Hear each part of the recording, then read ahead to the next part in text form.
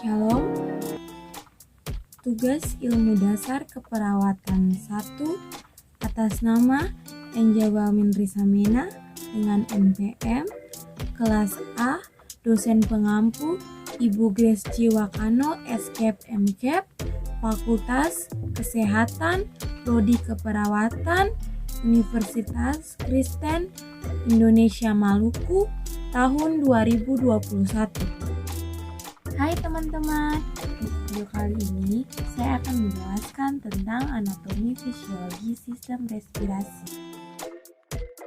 Respirasi adalah proses pengambilan udara yang mengandung oksigen dan mengeluarkan karbon dioksida. Organ-organ penyusun sistem respirasi yang terdiri dari hidung atau cavum nasalis, yang kedua itu tekak atau faring, yang ketiga itu pangkal tenggorokan atau laring, yang keempat itu tenggorokan atau trakea, yang kelima cabang tenggorokan yaitu bronkus, yang keenam itu paru-paru, yang ketujuh itu bronkiolus, dan yang kedelapan itu alveolus. Yang pertama adalah hidung atau cavum nasalis, yaitu alat menghirup udara dan sebagai tempat penyaring udara yang akan masuk ke paru-paru dan sebagai indera pencium. Bagian-bagian hidung terdiri dari tulang hidung, saraf serabut pembau, serabut saraf ke otak, lendir, dan silia saraf pembau. Hidung juga memiliki fungsi. Fungsi hidung yaitu yang pertama, bulu hidung sebagai penyaring debu. Yang kedua, menghangatkan dan melembabkan udara yang dihirupkan ke dalam paru-paru. Yang kedua adalah tekak atau faring. Terletak di belakang mulut, merupakan saluran udara yang masuk dari hidung. Fungsi tekak atau faring yang pertama, penghangat dan pelembab. Yang kedua, saluran bagi udara yang keluar dan masuk di hidung menuju atau dari tenggorokan. Ketiga adalah pangkal tenggorokan atau laring, merupakan kotak suara tempat diproduksinya suara. Laring terdapat pita suara dan epiglotis atau katup pangkal tenggorokan.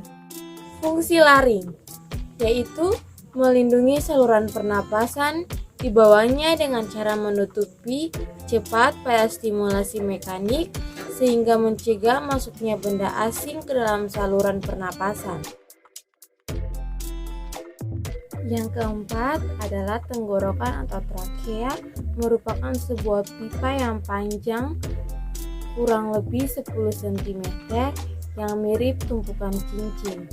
Saluran ini menuju ke arah bronkus. Fungsi trakea adalah sebagai jalur udara untuk masuk dan keluar dari paru-paru. Yang kelima adalah cabang tenggorokan atau bronkus, yaitu saluran yang membawa udara dari trakea ke paru-paru. Fungsi dari cabang tenggorokan atau disebut juga dengan bronkus, yang pertama, menyalurkan udara dari bronkus ke alveolus. Yang kedua, membantu mengeluarkan debu dan partikel asing yang berisiko membahayakan paru-paru. Yang kelima adalah paru-paru. Paru-paru adalah organ pernapasan yang terletak di dalam rongga dada. Pada paru-paru terdapat bronkus dan bronkiolus. Fungsi paru-paru. Fungsi paru-paru adalah menukar oksigen dari udara dengan karbon dioksida dari darah. Yang keenam, bronkiolus. Bronkiolus merupakan cabang dari bronkus yang berada di dalam paru-paru. Pada bronkiolus terdapat percabangan yang disebut dengan alveolus. Fungsi bronkiolus. Fungsi bronkiolus adalah untuk menyalurkan udara dari bronkus ke alveolus dan mengontrol jumlah udara yang masuk dan keluar saat proses bernapas berlangsung. 7 adalah alveolus. Alveolus adalah bagian yang berbentuk kantung udara, berdinding tipis dan menopang jaringan-jaringan kapiler, yaitu saluran halus yang berisi darah. Dalam alveolus terjadi pertukaran antara gas, oksigen, dan karbon dioksida.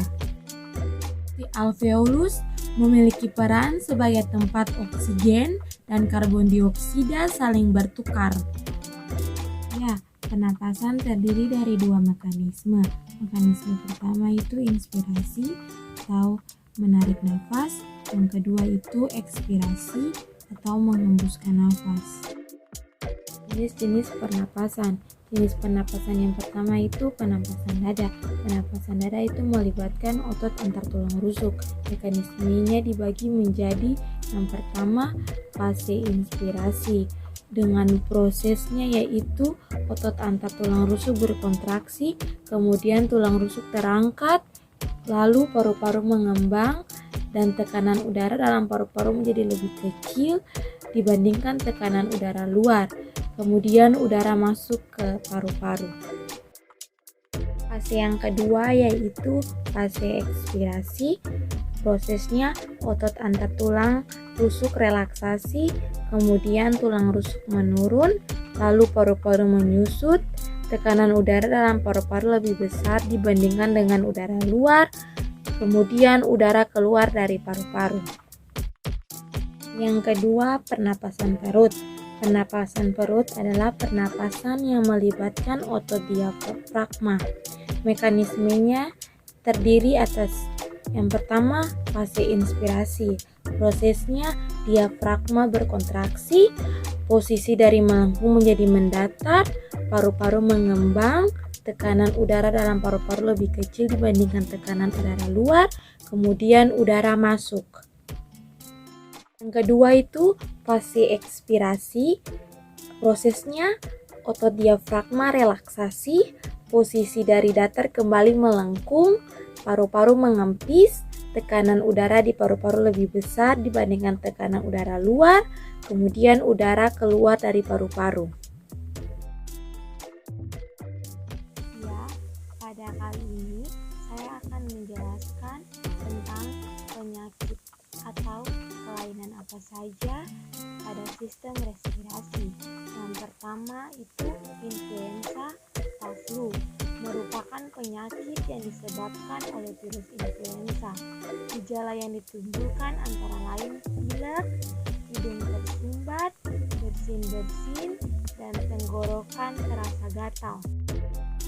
Yang kedua adalah asma atau sesak napas, merupakan suatu penyakit penyebab saluran pernapasan yang disebabkan oleh alergi terhadap rambut, bulu, debu, atau tekanan psikologis. Asma bersifat menurun. Ketiga adalah tuberkulosis atau TBC, penyakit pada paru-paru yang diakibatkan serangan bakteri Mycobacterium tuberculosis. Difusi oksigen akan terganggu karena adanya bintil-bintil atau peradangan pada dinding alveolus. Jika bagian paru-paru yang diserang meluas, sel-selnya mati dan paru-paru mengecil. Yang keempat, macam-macam peradangan. A. Rhinitis, B. Faringitis, C. Laringitis, D. Bronkitis, dan E. Sinusitis. Yang kelima adalah penyakit emfisema, merupakan penyakit pembengkakan paru-paru karena pembuluh darahnya kemasukan udara. Keenam adalah pneumonia, merupakan penyakit infeksi yang disebabkan oleh virus atau bakteri pada alveolus yang menyebabkan terjadinya radang paru-paru. Yang ketujuh, wajah adenoid, disebabkan adanya penyempitan saluran napas karena pembengkakan kelenjar limfa atau polip. Demikianlah hasil presentasi saya tentang anatomi fisiologi sistem respirasi. Semoga bermanfaat.